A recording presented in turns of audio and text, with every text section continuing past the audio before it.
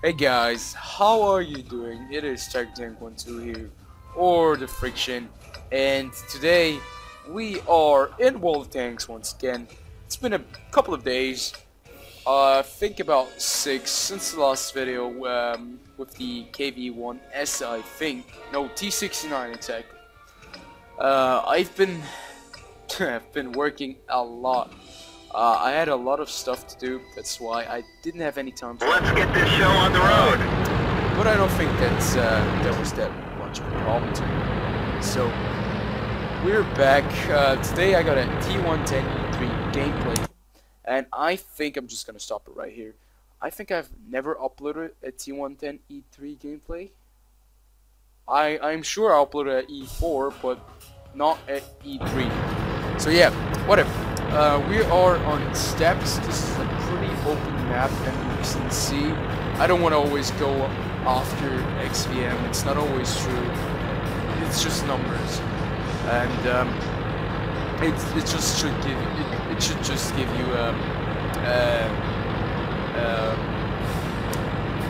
just a view of the game, how it can go with the players, and who is good and all that stuff. But of course, that can always change. So right here you can see we don't have really the best chances of victory. And me in my E3, this is pretty much a really heavily armored vehicle. It has a great gun, a 155mm cannon. And it's pretty mobile. Pretty mobile. Okay, it goes 23 max, but it's pretty mobile in comparison to the T95, the predecessor of the E3. And a lot of people that have been playing the T95 either love it or hate it. I have not met one person that either likes, that finds the 95 okay, but not great. You either love it or you either hate that thing. Most of the people I know hate that tank, but I really enjoy playing the 95, and the E3 just really fits my playstyle.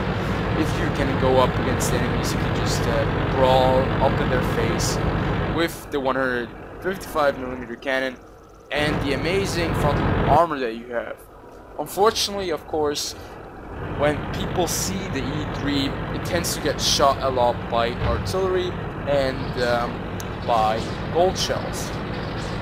But luckily, this game, I was not hit by any artillery and a lot of gold shells, which actually is very rare. So you can see we just put in one of that E100. He just showed us his lower plate, which was not one of the best moves of that player. And pretty much this Heavy armor is damaged! And you can see that this gun really wrecks tanks. But usually you have a roll of 700 and more, and you can see we just hit that E100 for 682 and the 54 only for 725.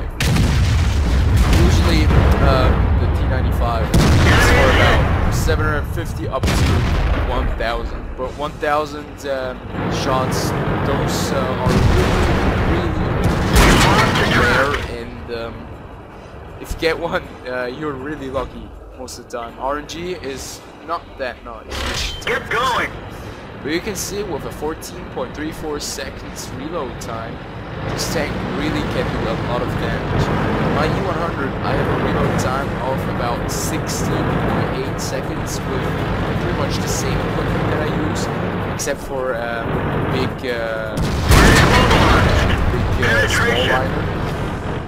And you should definitely get the small liner on this tank in E100 because it just makes your life so much easier against artillery. So you can see we're pushing these E100s, which luckily for us don't really know what they're doing that much. And one of the things coming up in any second now is the misplay of me and my teammates right here. If you're in tier 10, you should take some hits. Luckily the E100 just tracks this, and you should take some hits, and you should not block your allies. You can see that object 704 just blocked me, and now he's gonna get shot by the E100. He should not have pushed, should have waited, but you can see greediness over logic. So pretty much the game is going better than I expected. My allies on the western front are doing a great job. They're holding back 4 tanks, including a Jag Panzer E100, which is a really good player. And you can see that they're slowly falling apart. But of course, that's only because of the numbers. They're getting overwhelmed by the numbers. And one of the things I always do in World of Tanks, when something like this is happening, I always go back to the base. And this pretty much has won me so many games.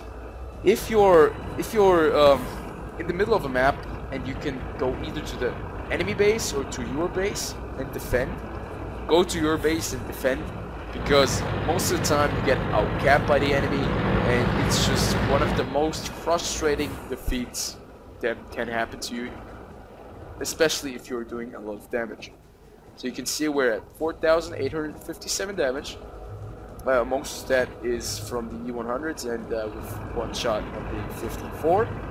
And this is pretty much a power machine. I only got hit once on the lower plate.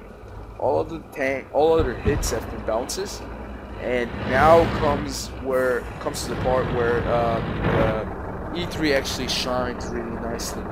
If you can sit back, hide your lower plate, and be able to snipe the enemy. Of course, I just missed that shot as I said it, and yeah, you have a 295mm pen, which is really high.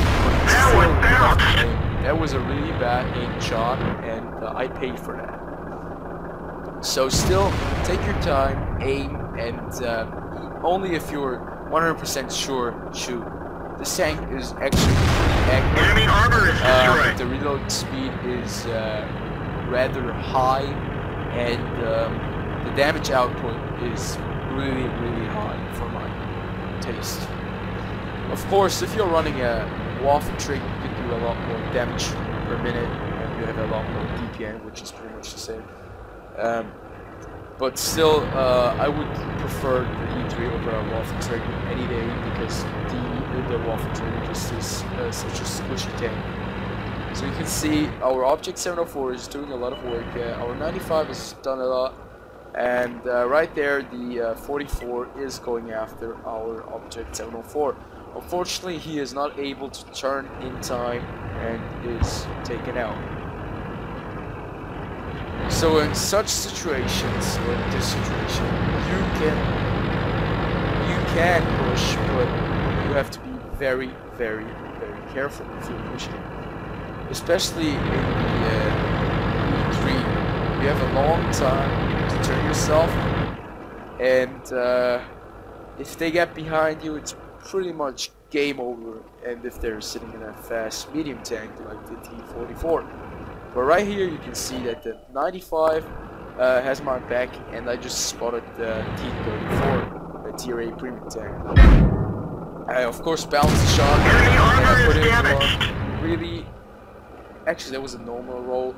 A normal roll on the T34 on his cupola, or pretty much not really cupola, that was just his turret that I hit. And I try to be a cheeky bastard again, and I bounce. That's pretty much what happens if you try to do the same thing again, and on a T34, which actually should be able to withstand such shots, since it really has a very tough turret. So right there, the 44 has been spotted, and the 150. And since I don't want to get flanked, I first take care of the 150. That's pretty much what my priority is. It is a tier 6 tank, and it has nothing to look for search for tier 10 match, but still, I bounced that tank. I just bounced his turret. No problem, I go in up close, and I'm going to finish the job. So what just happened? He just met my lower plane, and I was really surprised. Enemy armor is destroyed. Drive by on the 95 E3. Pretty much I just drove and shot him, and didn't have to aim, of course. That was a tier 6 tank. and 6,801 damage done at this point. 10 hits, and yeah, pretty much shows you the power of the gameplay is pretty much coming to an end rather soon, and I think the 95 gets the 44. I actually should have been able to take him out right there, but I didn't take the shot because I was typing. So well played to my team, to the 95, GW Tiger, and the Object 704, and yeah. So guys, before I'm gonna stop this video and finish this commentary and wrap it all up, I have to tell you some plans that I have. Since just today, on the 15th of May, there has been the War Thunder ground forces have been released on the 15th of May today, and I will try to bring you some content of the tanks and some updates of the planes as well, and look forward to that. Up until the weekend, I still have one exam tomorrow on Friday, and I will try my best to bring you some more content, but it will probably take a while because next week I will be gone for a lot of the time. So pretty much enjoy your Thursday, and this was Tank 12. Peace.